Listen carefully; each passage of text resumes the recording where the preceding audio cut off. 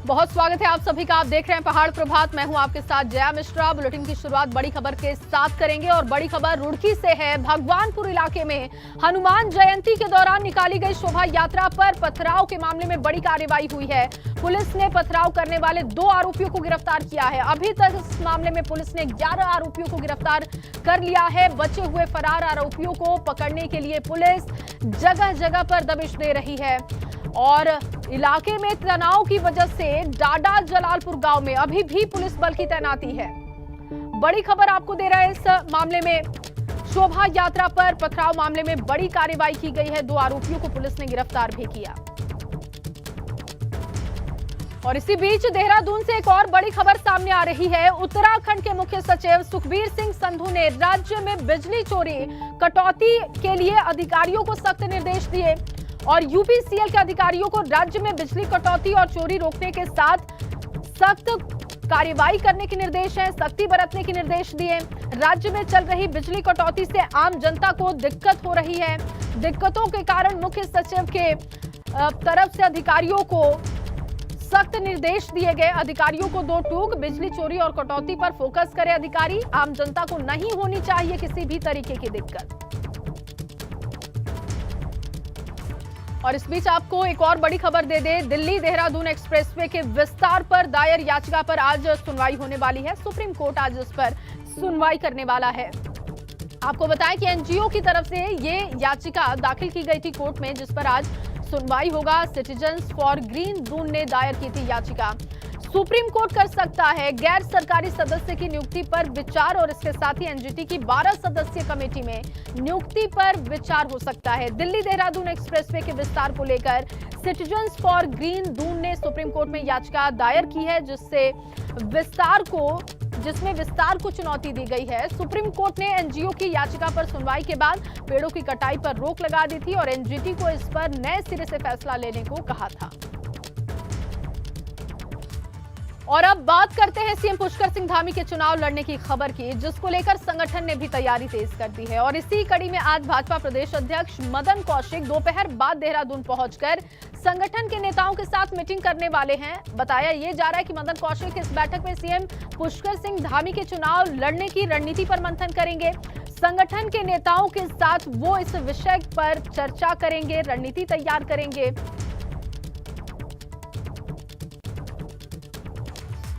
और इससे पहले कल सीएम पुष्कर सिंह धामी काशीपुर पहुंचे, जहां उन्होंने चुनाव लड़ने के सवाल पर जवाब दिया कि उन्हें कई साथियों ने अपनी सीट से चुनाव लड़ने का ऑफर दिया था, जिसके लिए वो सभी का सम्मान करते हैं। हालांकि वो कहां से चुनाव लड़ेंगे ये पार्टी हाईकमान तय करने वाला है। सीएम पुष्कर सिंह धामी ने कहा कि वो पार्टी के सिपाही हैं, वो खुद कैसे तय कर सकते हैं कि वो कहां से चुनाव लड़ेंगे। हालांकि चंपावत विधानसभा सीट से चुनाव लड़ने पर सीएम पुष्कर सिंह धामी ने कहा कि अभी थोड़ा इंतजार कीजिए, आपको बता देंगे कि सीएम पुष्कर सिंह धामी चंपावत विधानसभा से उपचुनाव लड़ सकते हैं। और माना यह भी जा रहा है कि चंपावत से मौजूदा विधायक कैलाश गहतोड़ी जल्द इस्तीफा भी दे सकते हैं। मेरे साथियों ने, बहुत सारे मित्रों ने अनेकों स्थानों से चुनाव के लिए मुझे कहा है। मैं सभी का आभारी हूँ, सबका धन्यवाद देना चाहता हूँ। सारी स्थिति पार्टी हाईकमान को बता दी है। जल्दी ही पार्टी हाईकमान उस पर निर्णय लेगा, क्योंकि मैं पार्टी का सिपाही हूँ। मैं अपने बारे में स्वयं कैसे निर्णय ले सकता हूँ। चंपावत का 27 करार खत्म हो गया क्या? है, अभी इंतजार करिए। एक कानून की बात कर रहे थे आप। हो गया। हाँ, जल्दी लागू होगी।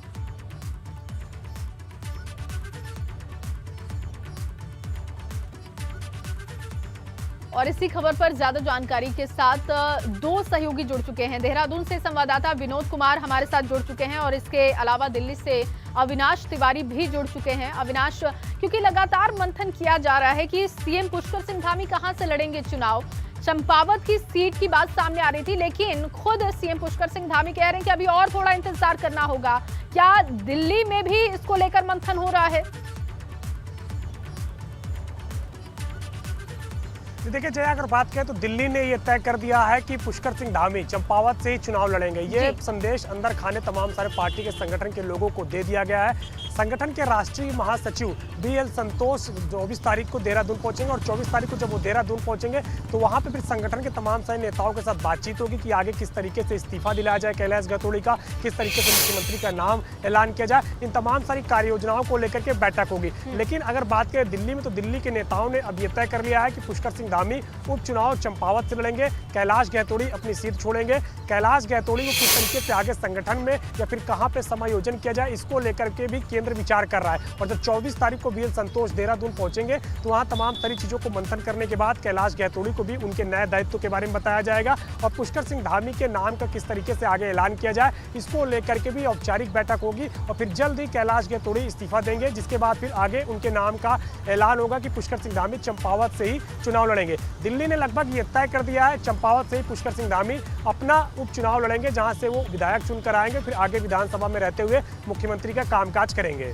जी, विनोद भी बने हुए हैं हमारे साथ लगातार। विनोद, देखिए अविनाश तो कह रहे हैं कि दिल्ली से लगभग तय हो चुका है कि चंपावत सीट से ही उपचुनाव लड़ेंगे CM पुष्कर सिंह धामी, लेकिन CM पुष्कर सिंह धामी कह रहे हैं कि थोड़ा इंतजार करना होगा। उत्तराखंड में क्या हलचल इसको लेकर दिखाई दे रही है, क्या समझ पा रहे हैं आप?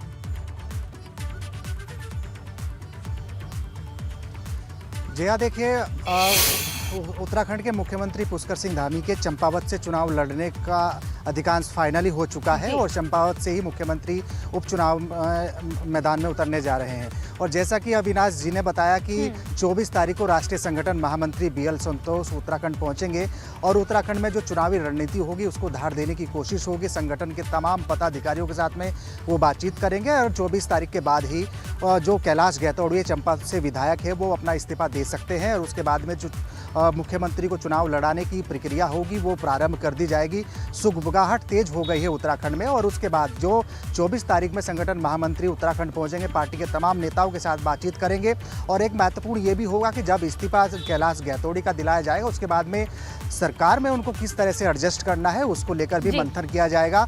लेकिन उसके बाद में मुख्यमंत्री अब चंपावत से ही लड़ेंगे, ये बिल्कुल तय हो गया है। और कल एक शादी समारोह का कार्यक्रम काशीपुर में था तो मुख्यमंत्री के साथ कैलाश गैतोड़ी भी अब देहरादून पहुंच चुके हैं और आज इन दोनों नेताओं की बातचीत हो सकती है और आखिरकार किस तरह की रणनीति होगी, क्योंकि कैलाश गैतोड़ी ने कांग्रेस के हेमेश खरकवाल को करीब 5000 से ज़्यादा वोटों से हराया था और इस बार का जो टारगेट होगा वो बड़ा रखने की कोशिश यहाँ पर की जा रही। चुनावी रणनीति को लेकर मुख्यमंत्री और कैलाश गैतोड़ी के साथ में आज बातचीत हो सकती है। ये तो मुख्यमंत्री और कैलाश गैतोड़ी की बातचीत है। और इससे अलग अगर हट के बात करें तो भाजपा संगठन ने भी चुनावी रणनीति को लेकर अपनी तैयारी शुरू कर दी है। आज दोपहर बाद में प्रदेश अध्यक्ष मदन कौशिक देहरादून पहुंच जाएंगे और उसके बाद में संगठन के पदाधिकारियों के साथ में बातचीत करेंगे। और जैसा कि अविनाश जी ने बताया कि लगभग फाइनली हो चुका है कि उत्तराखंड के मुख्यमंत्री पुष्कर सिंह धामी चंपावत से ही चुनाव लड़ेंगे, ये बिल्कुल तय हो गया है। लेकिन जो एक आधिकारिक घोषणा होगी वो उसका इंतजार जरूर करना पड़ेगा। जैसे मुख्यमंत्री ने कहा कि थोड़ा समय दीजिए, समय के बाद कैलाश गैतोड़ी जब इस्तीफा दे देंगे तो और ये क्लियर हो जाएगा। बहुत शुक्रिया तमाम जानकारी के लिए आप दोनों सहयोगियों का। उधर CM पुष्कर सिंह धामी लगातार एक्शन में हैं और इसी कड़ी में आज CM पुष्कर सिंह धामी सचिवालय में एक अहम बैठक करने वाले हैं। इस बैठक में आपदा प्रबंधन विभाग के कई अधिकारी मौजूद होंगे। मॉनसून सीजन को लेकर आपदा प्रबंधन विभाग की तैयारियों से जुड़ी ये अहम बैठक है। सचिवालय में सुबह 11:30 बजे बैठक होगी। इस बैठक में CM धामी आपदा प्रबंधन से जुड़े कई अहम बिंदुओं पर अधिकारियों से फीडबैक लेने वाले हैं। साथ ही आपदा प्रबंधन तंत्र को मजबूत करने पर मंथन भी होगा। साथ ही आपको ये भी बता दें कि 3 मई से चारधाम यात्रा की शुरुआत हो रही है और ऐसे में चारधाम यात्रा और मॉनसून को लेकर वो अधिकारियों को अलर्ट रहने के निर्देश दे सकते हैं।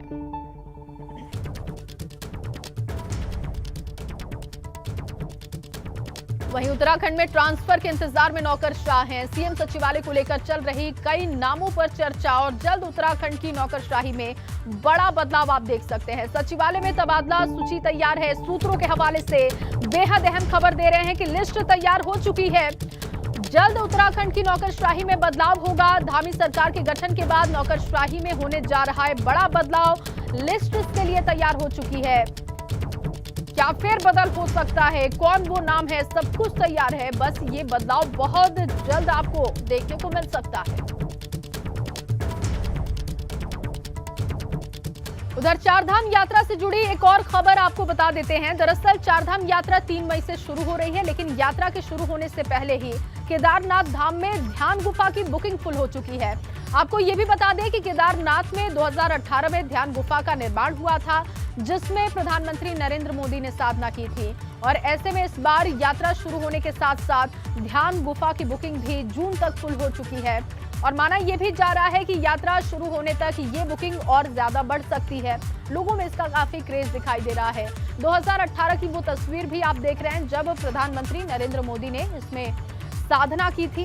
काफी ये तस्वीर वायरल हुई थी। उसके बाद से श्रद्धालुओं में इस ध्यान गुफा का क्रेज बढ़ा हुआ है। और अब देखिए जून तक बुकिंग फुल है। माना जा रहा है कि जैसे जैसे यात्रा की शुरुआत होगी बुकिंग और ज्यादा बढ़ेगी।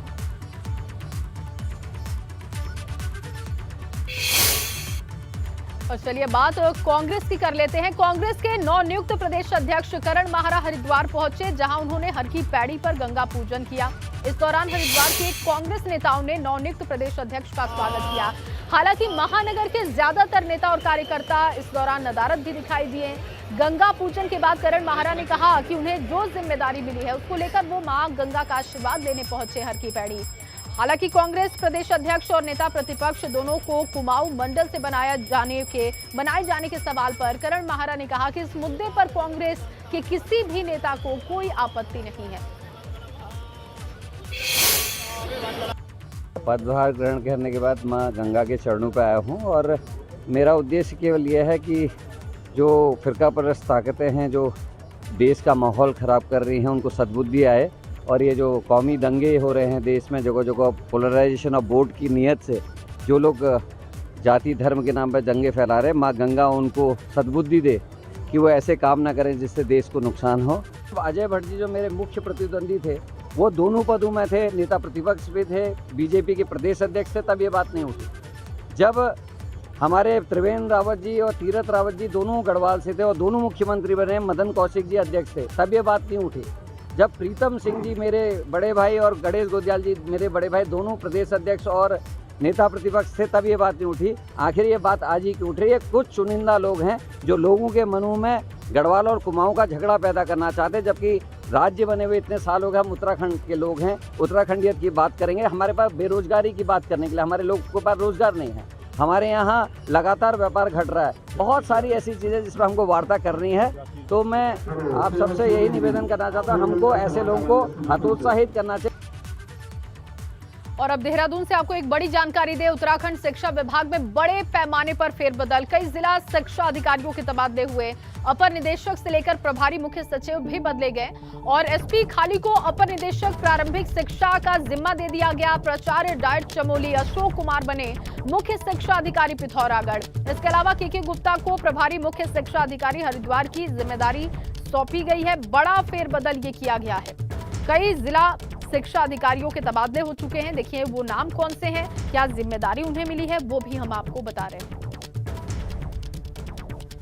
वहीं कांग्रेस विधान मंडल दल के नेता चुने गए यशपाल आर्य ने सोमवार को विधानसभा में विधिवत नेता प्रतिपक्ष के रूप में पदभार ग्रहण किया है। चार्ज संभालने के बाद यशपाल आर्य ने शीर्ष नेतृत्व का आभार भी जताया। यशपाल आर्य ने कहा कि निष्ठा के साथ अपना दायित्व निभाऊंगा, सदन में जनता के मुद्दों को उठाने का काम करूंगा, एक सजग प्रहरी के रूप में सरकार के कामकाज की निगरानी करूंगा। और इस दौरान सबसे चौंकाने वाली जो बात रही कि सिर्फ कुछ ही कांग्रेस विधायक वहां पर दिखाई दिए।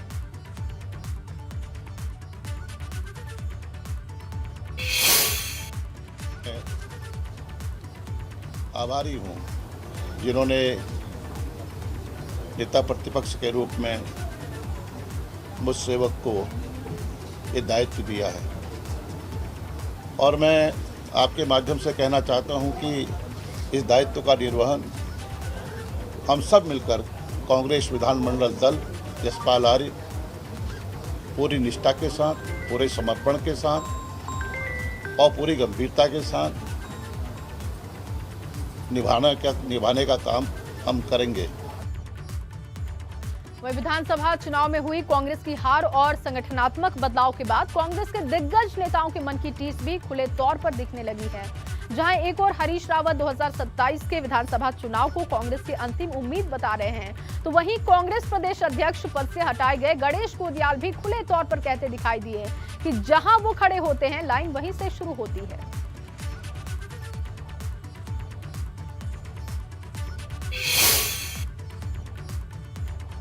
मैंने कहा कि हमारे लिए तो 2027 एक प्रकार से कांग्रेस लाने की एक आखिरी उम्मीद के रूप में, तो उसके लिए मैंने कहा यदि 40 लाने का संकल्प लेकर के अभी से चलोगे तो फिर काम चलेगा।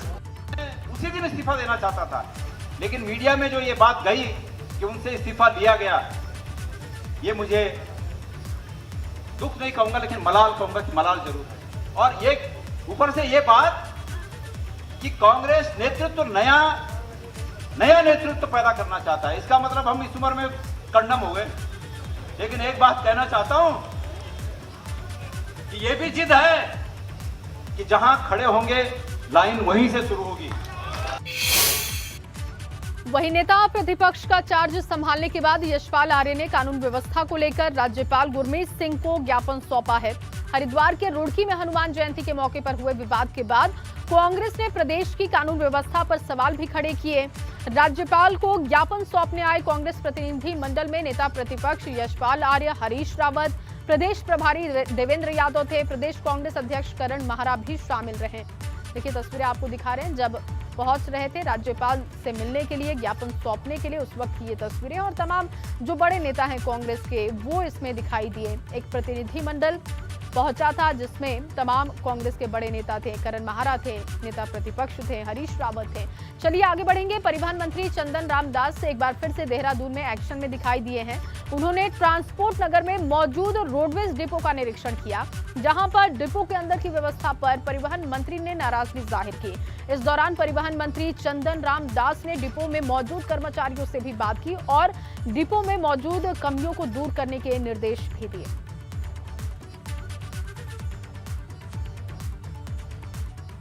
देखिए जब निरीक्षण करने के लिए पहुंचे थे उस दौरान की तस्वीरें हैं। अचानक वो पहुंचे, रोडवेज डिपो के कर्मचारियों से बातचीत की, जो कमियां थी उन कमियों को दूर करने का भरोसा दिया। उन्होंने डिपो के कर्मचारियों को निर्देशित किया कि जल्द से जल्द ये कमियां पूरी की जाएं और वहां के लोगों से भी बात की। देखिए उस वक्त की तस्वीरें भी हम आपको दिखा रहे हैं। वहीं कांग्रेस नेता हरक सिंह रावत की मुश्किलें बढ़ने वाली हैं। ऐसा इसलिए क्योंकि हरक सिंह के पूर्व के विभाग में हुए भ्रष्टाचार पर हाई जांच कमेटी गठित कर दी गई है। आयुष विभाग के तहत उत्तराखंड आयुर्वेदिक यूनिवर्सिटी में अवैध नियुक्ति, वित्तीय अनियमितताएं और भ्रष्टाचार को लेकर उच्च स्तरीय जांच कमेटी गठित की गई है। दरअसल जब हरक सिंह रावत भाजपा में थे तो उनके पास आयुष विभाग था। हरक सिंह रावत को मामले में 15 दिन में जवाब भी देना होगा। उत्तराखंड आयुर्वेद विश्वविद्यालय में 2017 से 2022 के बीच में बहुत सारी नियुक्तियों में अनियमितता की शिकायतें शासन को प्राप्त हुई हैं, जिसमें ये कहा गया है कि इनके द्वारा विश्वविद्यालय के द्वारा भर्तियों में रोस्टर नियमों का पालन नहीं किया गया है। इसको देखते हुए शासन स्तर पर एक उच्च स्तरीय समिति बनाई गई है, जिसमें कि 4 लोग हैं, कार्मिक विभाग, वित्त विभाग और ऑडिट प्रकोष्ठ, हमारे ऑडिट अधिकारी, इनकी कमेटी बनाई गई है। और इनसे कहा गया है कि 15 दिन के 15 दिन के भीतर अवैध नियुक्तियों, वित्तीय अनियमितताओं तथा भ्रष्टाचार की शिकायतों की टर्म्स ऑफ रेफरेंस के साथ उनको सौंपा गया है कि इसकी जांच कर 15 दिन के भीतर अपनी जांच आख्या दें, ताकि उस पर नियमानुसार कार्रवाई की जा सके। हरिद्वार से है, जहां हरिद्वार में कोरोना काल में आउटसोर्स पर रखे गए हेल्थ वर्कर की सेवा खत्म किए जाने पर आउटसोर्स कर्मचारियों में नाराजगी है। काम से हटाए गए आउटसोर्स कर्मी लगातार स्वास्थ्य विभाग में समायोजन करने की मांग कर रहे हैं और इसी कड़ी में हरिद्वार के ऋषि कुल चौक पर इकट्ठा हुए सैकड़ों आउटसोर्स कर्मचारियों ने सरकार की बुद्धि शुद्धि के लिए यज्ञ और प्रदर्शन भी किया। ये देखिए तस्वीरें आपको दिखा रहे हैं। कोविड के टाइम पे इन्हें नियुक्ति मिली थी, लेकिन अब जब स्थितियां सामान्य हुई तो इन्हें हटा दिया गया और इस बात का ये विरोध कर रहे हैं। वहीं पिथौरागढ़ के धारचूला में स्वास्थ्य शिविर का शुभारंभ किया गया। स्वास्थ्य शिविर का शुभारंभ विधायक हरीश धामी ने किया।